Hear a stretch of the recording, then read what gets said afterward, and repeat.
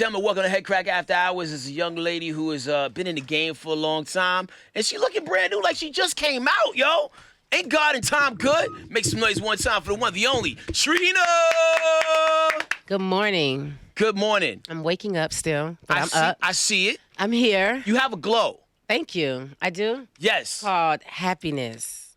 What makes Trina happy in 2019? Just life. I think you have to be the person that makes yourself happy. For me, I always just try to make myself happy no matter what environment I'm in, amidst work, whatever, relationships, anything. I just like to just be internally happy. I think that's the foundation of what keeps me going, is just being happy. Got you. Now, your work ethic. Hella ethic. Crazy. Yeah. You know, there are a lot of people who maybe came out like in the late 90s who don't necessarily drop as frequently as you do. Don't necessarily still travel, still not in the public eye, still at the tip of people's tongues, but you still manage to stay in the game. What drives you at this point? Because some people get burnt out. You think? I think so. I think it's for me. I think it's just the love of what it is I do, and it's the fans, you know? Like if I don't be active with the fans, they start losing it like they my kids or something. They just be attacking me like, hey, where's the music? Where's the music? And, you know, it just be one of the things I have to, like, process it and deal with it as I go, kind of like, you know. And when I'm in the studio, it took, believe it or not, it's actually taken over 6 years to put this album out. We started, we stopped. I was in good space, bad space. Life is here. Stuff happens, you know. So I was, like, conformed into, like, not rushing but taking my time. And a part of me had left. Like, I'm not able to complete it because I'm mentally not there because I'm dealing with just other stuff happening, just real life. When I say real life, meaning, like, stuff that happens in your life when it's not work, it's, like, it could be somebody in your family sick. It could be your kid, it could be your spouse, whatever. So I was kind of like pausing back and forth. And my friend Rico Love pushed me to the point and was like, oh no, we're not backing out this album. You're going to finish and complete this album. We're going to put it out. I don't care how long it take. And I actually got up the energy to finish the album, and I did. And then a whole bunch of other stuff started happening. Like the clearances had to be done. Right. All this different stuff. So it kind of, everything just kept happening and pushing me at once and just stopping. I had got like over it at a point. And I had to just like, you know, like look and think like my fans have been waiting on for this album. I was so ready to start a new album and just X out this one because it had become like this mock on me and everybody was waiting for it. And I was ready to move on because I had so much issues with this particular project. Yo, I remember you coming back a couple years ago to talk. And that's exactly about the same album. But in that time, because I follow, because I rock with you for real, you've dropped EPs. I did an EP to Blue Magic, yes, I did. So that was a stall of time again because the fans kept saying what's going on. And I was like trying to catch a new energy. The Blue Magic project gave me a new energy to be able to continue to put out the one because I was having so much difficulties and the fans don't understand that. They just want to see music. They want to know what's going on. They got a whiff of this or a leak of that and they don't understand that, oh, you can't put this record out if you didn't get the clearances from this label. This, I'm like, it's certain stuff. Yeah. So it started becoming a lie and I was just like, I was up to here with it and I finally just, you know what, I got in the studio. It's the energy and of course Rico Love. If it wasn't for him, I wouldn't have finished the album. I'm gonna be honest. It wasn't for him, this album would not be out. He pushed me and like gave me a fresh energy, like to start over and to finish. And I honestly could say I needed it. Well, it was time well spent. Thank you. It's a well-balanced album. Thank you. And even from a guest standpoint, there's a lot of people that show up on it that you'd be like, wow. Oh, yeah. You know that Trina had an affiliation with this person. Yeah. The Baps record got a lot of people Baps talking. record with Nicki Minaj. The record you got with Dave East. Dave East. Yeah, that's one of my favorite records, Can I Live? That was another record produced by Rico Love. And that was one of those kind of records like, in that moment of feeling and the grinding, like, I've been doing this for years, like, can I live? Like, I'm still here. It was one of those kind of things. That's when it comes to, like, okay, I'm in the booth, I'm feeling this, I'm feeling the energy, I got to step into it, I have to make this done, I have to complete it. And I start going in different vibes. You know, it's the melodic, it's romantic, it's vulnerable, it's the raw, raunchy talk. But then there was that record, there was a whole different kind of vibe because now I'm in my...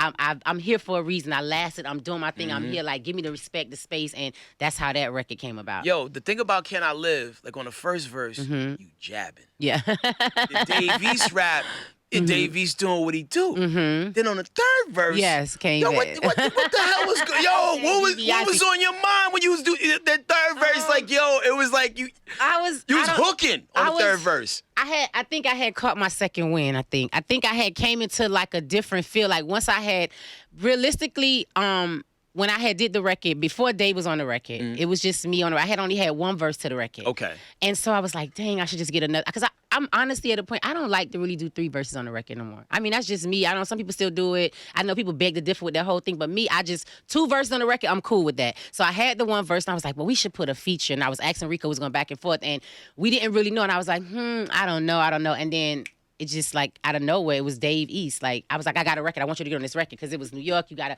different kind of swag. It's totally different from Miami. Yeah. Total different sound, the whole total thing. So that's just how it happened. And once he did it, it was like kind of still short. So that's what made me come back like with the 3rd verse. And Rico Love was so pumped once the Dave East verse got on there. He was like, oh no, we got to finish this and kill this. Like, you got to come. And I just went into like the power, like, you know, like you the one, like you better go in there and do it. And I just kind of, that was the 2nd win that kind of kicked in. Yeah, no, you went all the way in on that record. I was like, well, Thank damn, you. Trina. And then like shortly after, like I heard the project, I see you at Essence Festival, Yes. killed it with like a live band and a DJ Yes. hybrid. And like people fail to realize how many big tunes you got in the stash. I think so, because it's been a long time in the years, and there's so much stuff happening. Now we have so much social media network and, you know, Instagram, Twitter, all this stuff. And you're not really going back, or people's not really researching to say, oh, she got so many records and so many hits of all these different artists and all these different people.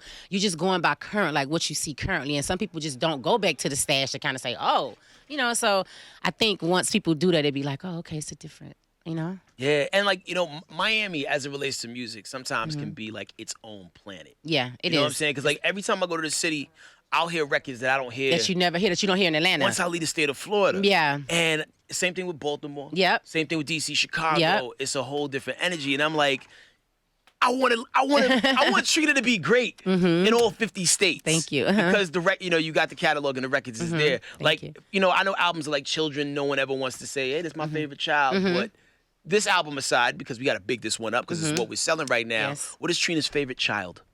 Childhood. As far as music, like, you know, like out of all if all your albums are kids, which one's your favorite kid? Oh, I would say Still the Baddest. That was like my favorite body of work before this project, because this project is more in depth and it means so. It was more personal to me. Is that one with Here We Go on it? No, Here We Go is on the 2nd album. This is an album that kind of got slept on. It was my last album on that label. My 4th album before the last, and it became, we was like in a transition through Atlantic Records and Slip and Slide. A whole bunch of stuff was happening, and this project was, to me, I was like in a different element when I did this project. And this was like my best records that I loved. And I didn't really shoot videos. I didn't really put the energy into the project. It was a tearing wear with me and the label. So there was a lot of stuff happening. So I felt like it was totally slept, and I was so hurt because of that. Because I felt like the 2nd album, the 3rd album, it was cool. I just went to work and went to the Diamond Prince. I went into all my little different phases or whatever. I wasn't really bothered with the records. I was just doing records and trying to develop. Like, I didn't want everything to sound like the baddest chick, the first album. So I was trying to make softer records, harder records, different, like just a variety of records. When I got to this project, though, I went into like the personal Trina. It was what I felt no matter what I was living. And it wasn't received that way. So it was one of those things that I was like, dang. So now when I came back with this album, I was like, you know what? I'm going to just go in the studio and I'm going to just do whatever I feel like doing. It's my project. It's independent. It's a new project. I have all the creative control. I have the space. At this time, I did a deal with Sony. So I was thinking, nobody could really tell me how to run this space right now. I'm going to just go in here like this. But again, I was kind of stuck because, like I said, I was up and down. It was a lot of stuff happening in my life over these years. And all this with the album and it getting pushback and delays and all this stuff. I was kind of like, You know, but I think that's the difference between you and a lot of people. Like, sometimes people just make records for the sake of making records. Sometimes people who are real artists need things to happen to them, good and bad, just so you gotta have something to say. Yeah, not me. I'm always around different type of stuff. You know, I'm in Miami, so it's a whole array of things that's happening, and I live in the moment of what's going on around me. Whether we having a good time, we traveling, whether it's love, hurt, relationship, real. My friends it could be whatever. My friend could be getting divorced, and if that's the moment we're in the studio, we're gonna make a record, and I'm talking about the emotion because there's a lot of women go through it. So I'm always in the mode of what's going on around me, and I stay alive with that because I'm always traveling, I'm always seeing stuff and new things. So it's always something to talk about. It's always stuff that gives me ideas and it beefs me up to the point to where, okay, when I'm in the studio this time, this is what I want to talk about. Got you. Now, random fact, one of my producers pointed out that you used to do real estate. What was the last time you sold a house? Oh, well, this is what happened. I didn't sell the house, actually. I had just got my job. And in the job, I was like, I'm taking a client out to go look at a couple properties, and while I was taking her out, I got a call from Trick. Mhm.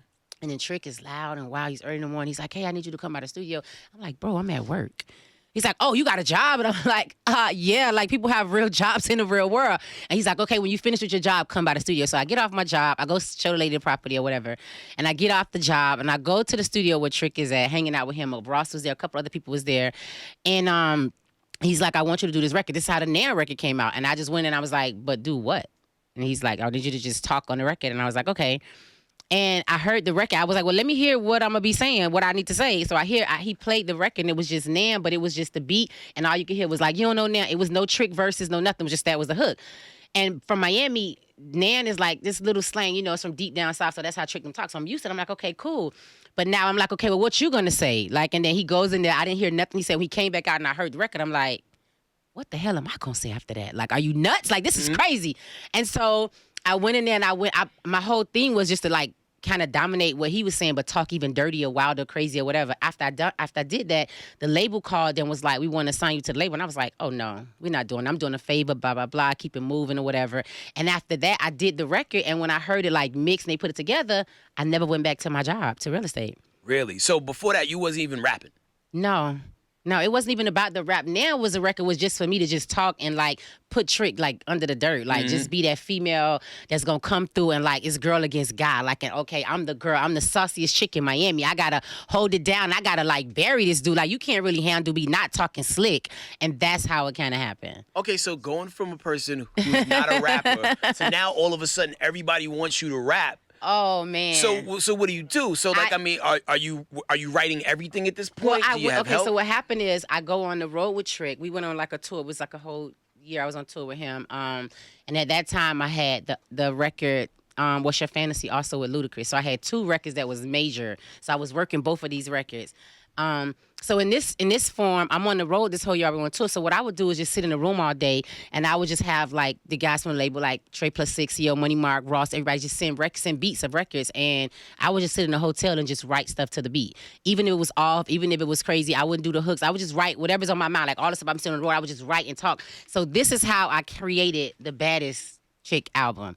On the road this whole year with Trick, and I had as we was on the tour, and I had from the label, I had like a 2-month time frame to finish it from touring, getting back home in Miami. Half of the stuff I was like, I didn't know whether it was good stuff or not. I didn't know. I put it in the hands of Trick and Ross them to decide. Once I put all this stuff together, Ross would be like, oh no, that's too many bars. Take that off. Oh, this sound crazy, changes. So that's how I kind of like molded myself to do it. They would party and go out and have fun. I would sit in a room in a hotel with this pad and just be writing all kind of stuff. Stuff me and my friends do, stuff I saw happening, stuff going on in Miami, just everything that came to mind. And then that's how I created my album. It's like real on-the-job training. Yeah, it was definitely because I didn't drink, I didn't hang out, I didn't party. I just would go on the stage, my couple minutes and do my Nan verse, and I would get off. I would go to the hotel and I would just bang up in the hotel by myself in the hotel. One of my guys, CEO, he always don't hang out with me because he was kind of like the non-drinker too, non-partier. So he would be like helping me, and he'll be like, you just got to go hard. You just got to make this work. I know you nervous. I was nervous, of course. And I was just being here in this studio, in this room with this notebook pad with just a whole bunch of just writing. And these guys would be out like partying, having a good time. And then that was my job, though. Because, Trick, he don't have to do that. He could just go in the studio and do a verse. Me, I had to learn. So it was a little different. No, all that pressure created the diamond that you are today. Yes, it did. I put a lot of work. people had people putting training wheels on for them. And Nah, you know what? Because these dudes was so grimy. They would just have me in the studio, which is all guys. So I would bring my girls to come hang out in the studio with me and just being here. And I'll be like, come on, help me. What I need to say. Say, does this sound good? Oh, that's corny. What would we talk about? Like stuff like that. So that was my whole little mojo and sauce of how I like created my whole project. Now let's talk about your big brother Trick Daddy for a second. Yes. the weirdest love and hate relationship that I've ever seen in the history of hip hop. But that's what family do. Family gonna rock together for a minute, then they're gonna be mad at each other. Y'all were working on a project together. You was saying that you was burning them in the booth. Trick was saying that there was another reason why it wasn't coming out. Where is that project at? Where do y'all stand right now? Here we go. Trick hates the Diamond Princess. He loves the baddest shit. Okay. He feel like the Diamond Princess was created to be the softer version of Trina. That's the real me. He knows that that's how I am on a regular day. I'm not going crazy, feisty. I'm not in the booth doing music, so this is a regular side. He don't like that side for music. He likes the aggressive, feisty, firecrackery. So doing a record, we recorded 4 records. We recorded 4 records. 2 of them already came out, the songs that we put out, and 2 of them is not out. We was gonna do 12 project. I do 4, he do 4, we do 4 together. His thing is he don't want me to be in the space of, because he knows I'm in this, like, I'm not really in the nan space. I'm in, it could be whatever. Yeah, like it could be nan, but it could be on a whole, because I've grown. It could You're be showing a whole, growth. He don't want to understand that. He don't want to see that. He just know what he wants when he see in the booth. When he came to my studio session, put the records down. He's like, okay, do whatever you want to do. But now when I go in the booth and I do this record, he loves the record, but it's kind of, can it be more grimy? Can it be more dirty? Can it? And I'm like, but you said you love it, and everybody else in the studio love it. So, but he has this control thing. He wants to be. He know what he's aiming for. He wants this baddest chick. He feels like all the new girls. Hey, this is why everybody sounds like you. This is why. And I'm like, but I don't care. I love that. Like, I'm happy. I love to see the girls come up. I love to know that I'm an influence. Like, that stuff is another thing that motivates me and keeps me going. Dope. Just to see that the respect they give back, to talk about it. So I'm not pressed with that. Him, on the other hand, this is where we are. This is where we go to the family fights. So now it went to the place, okay, listen, I'm not recording no more with you. I'm going to just give you your space. If I'm going to do all my 4 records and the features that we have together, you do yours, you send it to me, I'm going to do my part. If you like it, you keep it. If not, because we're still at odds. We're never going to, like, fix it unless you respect the growth. I've grown, you've grown also. Like, you know, you still tricky on talk about what you talk about, but for me, in a woman's era, it's a little different. And you got to understand that. And I don't know, I think he probably gets it now after we had our whole blowout. Right. But at first, so y'all back on speaking terms at least. Of course, we've been back on speaking terms, because this is my family. Like, we get into it a lot. Me personally, I don't like the fact that we got into it and it's in the public. Mm-hmm. We've been getting into it for 20 years and nobody don't know loud, that. Don't we? Like, why does everything have to spill into social media? Like, that's you know. Now, you know what, and that's one thing that I do not do, because my arguments is always private. And me and Trick have been arguing for 20 years. Don't get it twisted. Everybody could possibly, I'm thinking, know that.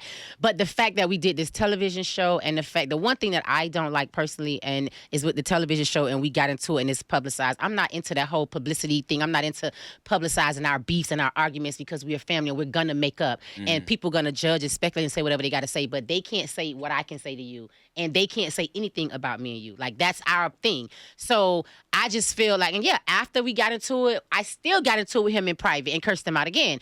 But he respects me now. He understands where I'm coming from, because I'm like, yo, bro, like, you pushed me to, like, the edge, and, like, this is a love. Like, this is my brother. I love you, but you gotta respect what I'm doing. If you don't do that, then it's never gonna work. Like, I'm not the same person that's 18 years old, like, when we first started. Like, you know what I'm saying? So you gotta understand it. And he's like, oh yeah, I get it. But I just want the heart. I get it. But just, like, appreciate what I'm doing, and, like, appreciate, okay, I may not want to be that hard. I may want to give you something that's going to still be the same. You're going to still understand what I'm saying, but you got to respect the growth. Yeah, you know, Trick Daddy's like a cigarette without a filter. Yeah. You know what I'm saying? Oh, like, for sure. He's going to say what do you feel, like, Exactly. and, like, don't care. with no tact, he doesn't care. But so, you know, we love him for that. So, Love and Hip Hop Miami, is that coming back? I don't know. We'll see. Okay. I mean, the TV thing is cool for me. You know, I'm not the drama queen. I don't like all the drama and all that. After the whole block with me You and don't like Trick. throwing people over tables?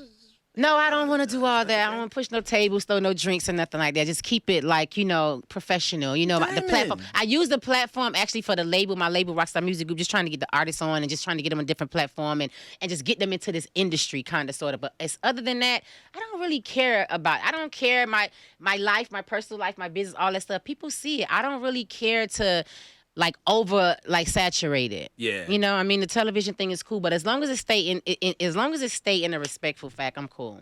Okay, now on the song Baps, right? Baps. Mm-hmm. This is for French Montana, Tory Lanez and Friends, Jay Hart, and you too, Mr. Martin. I curved y'all boys, no disrespect, but I curved y'all boys. Out of everybody in the industry, who have you sent the voicemail the most? All of them. I mean, you know what? It is what it is when it comes with me. You know, like, I'm the most great person and I give respect. I'm never trying to diss or throw nobody under the dirt. And when I did that record, that was one of them records that's like getting your bag. It was just like one of those kind of things. We kept the same structure as the Juvenile. Shout out to Juvenile for that. And when I heard the record, when I got the record, Nikki sent the record. originally in the record is when it first original record is when they saying people name like girls name. That's how the original record. So I just wanted to keep the same strategy, but I didn't want it to be like the basic. This is for Bob, John, Jim around the street. Make it relatable. I gotta make it relatable. And these are relatable situations and relatable things that people can relate to and they know and they probably heard before. So I just used that and no disrespect, but this is what it is, and I just said it like that. And that's the mode I was in. I was in there. I called Nikki on the phone. I sent the record and she just went crazy, and that's just how it happened. That's what's up. None of those dudes hit you, be like, "Oh, girl, come on." They can't hit me. Why, you blocked them? I don't block. I just keep it moving. It's no access, no contact, no nothing. It's no. I don't block. Were you people. and Tory Lanez like a thing, like in real Oh life? no. See, and Tory, I just use that as I threw Tory there. Tory is just like Tory and me are friends actually, but Tory is one of them. That's one of them situations when somebody try to maybe like try to come on or something. You just got to curve the whole situation before it even gets started. Got like one you. of them. It ain't never. It's not a situation that happened. It's something that let me curve this before it even go left. You saw the love brewing in his eyes. Whatever is in his eyes, get it out. Oh, well, damn. Cool. So the new album is out right now. Yes. It's called The One. Yes. Are you going on tour? I'm going on tour. I'm excited. I'm getting ready to get the tour together. I'm trying to see who else we should add on the tour. It's a lot of names is up in the pot right now. It's a lot of artists out. Everybody's bubbling. So I'm excited, to get some dope artists to join me. Where now you came in just in time too, because there was a statement Jermaine Dupri made yesterday. I'm sure you heard about it, right? I've been hearing some about it. I kind of misunderstood. But say it again. Let's Okay, hold on. I'm gonna play the audio for you. I've been seeing a lot of stuff about that. I don't want to. Yeah. Give me 2 seconds. I'm gonna pull this up because I want to get your real time, real ground reaction to it. Hold on a second. Da-da-da-da-da. Now the internet wanna be AIDS. Hold on a second.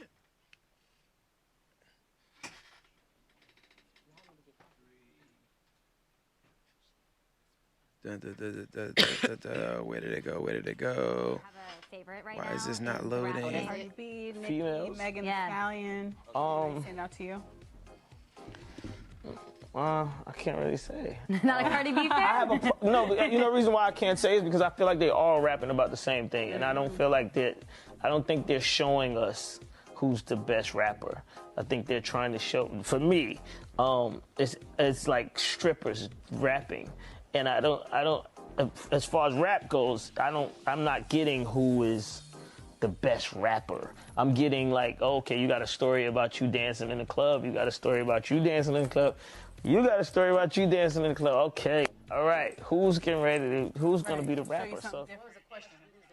What does he think about the current state of female rap? And his thing was like, it's just like a bunch of strippers rapping. Like no one's out here trying to be the best rapper.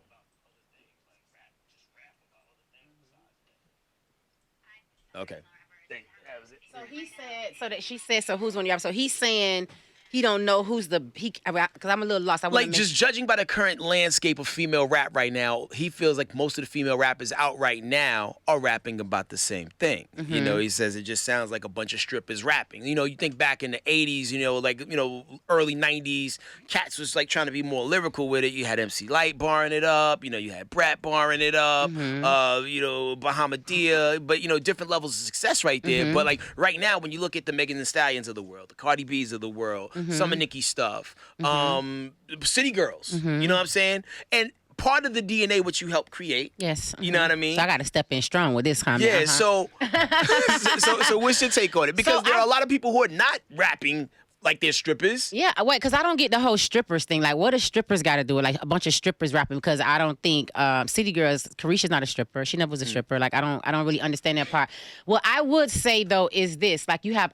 don't try to knock the women that's coming up that's out here doing their thing. Like, it was a vague, blank, dead spot. It was like Casper the Ghost on female artists for a moment, for a couple of, almost a decade. Now that these girls are coming into the game and doing their thing, I don't really feel like they should really focus so much on what they rapping about. Rap about what your life is, what's happening in your life. These are young girls. They having fun. They doing their thing. They out here traveling, getting their bags, securing their bag. They talking about what they see going on, clubbing, partying, getting fly bags, securing the bags, like dudes being goofy. Whatever is in your life, you can't. That's what you're talking about. You're not talking about Bible study if you're not. That's not what you're doing. You're not talking about being a lawyer if you're not going to school to be a lawyer. You're not talking about being a judge. You're talking about life, the lifestyle, having fun, doing your thing. And don't get me wrong. I'm listening to these girls. I'm listening to these songs. I'm like, you can't. The City Girls. I mean, you got #1 hits on the record right now. I mean, and it's a genre that comes from under me. It comes from Miami, so they're bound to win. Like when I think of it, it's like Me All Over Again started in 1998. So of course I'm gonna support it all the way 100. And when I hear them talking, yeah, it's raw, it's raunchy, unapologetic, it's saucy. It's not about trying to be the next bard lyricist or everybody don't want to be Jay-Z. Everybody don't want to be lyricist of the year. People just want to have fun, and that's the problem. Because believe it or not, what are these guys talking about? The same thing. Drugs, sex, money, guns, shooting, banging girls, getting on high. So what are they talking about that's so different than what the females are talking about? Girls are not talking about. They're talking about having fun, twerking, shaking their butt, having a good time. They're young. You're young girls under the age of 30 years old. What do you want to talk about?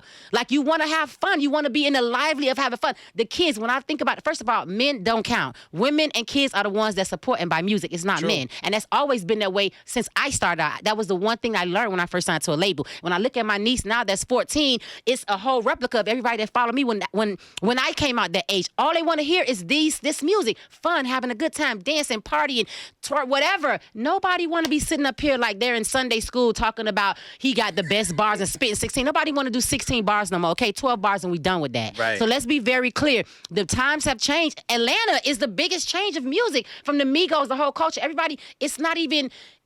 I hear people call mumble, whatever they call it, rap or whatever. But when you in the club, just think about it. If you're not in it in the game, when you're in the club, when you're in your car, when you're having fun, when you're at a party, you don't really want to hear so serious that puts you in a depression or like no one wants to think in the club. Nobody want to be thinking, oh my God, life is so serious. I have to hurry and get this done. My mortgage is gonna be due. You want to have a good time. You want to have a good vibe. You want to be in a good moment, and that's what the music is. I do feel like the issue is the commercial landscape is a little one-dimensional.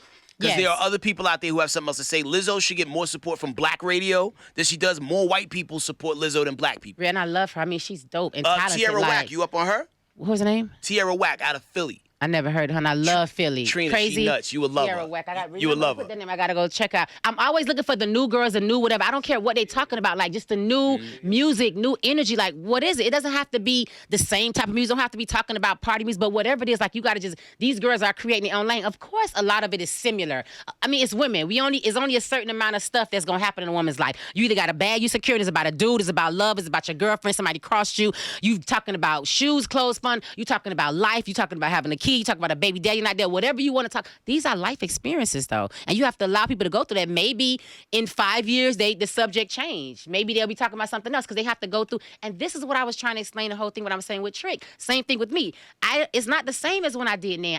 Some of the stuff I don't even care to I don't even care to go back to that because I've already grown so past it. And I'm already way over here. It may be great. Like some of the records I perform, like I'd be like, whoo, I don't even want to do this record. But when you drop in the club at my show, the crowd go crazy. You have to do it. It's one of those kind of things. So you have to just give people enough time. Most of these artists has been in the game for a year, 2 years, 3 years. Like you got to give them time to grow, evolve. Like, you know what I mean? Put their feet down, get their first. Some don't even have an album out. This is just like EPs and mixtapes and stuff. Like you got to give them time to like evolve and expand because again, like I say, when you listen to these guys' music, they're talking about the same thing, all of them, and just different voices. Whether it's auto-tune, hardcore rap, whether it's whatever, you talking about the same thing. How much money you got, holding money up, whatever, dancing. You talking about the same thing, nothing different. Itself over and over again. It's all to do with culture. Trina, we love you. I love you guys. Thank you so much for giving us all that time and energy. Listen, album's out right now. Go pick it up. If people ain't following you, where do they go? Follow me at Trina Rockstar on Twitter, Instagram, all social medias. Album is out right now in stores. The one. Stream it, download. I got mad features on the album. It's just a wave. I'm excited about it. Yo, if we went to the same high school, I'd have been standing by your locker with notes. With the notes, though? Notes. Me and my friends is going to probably jump you then, huh? well, damn. Then I had to transfer schools. I don't want to get my heart broken. Nah. One time, y'all, for Trina. Thank The you. album is out right now.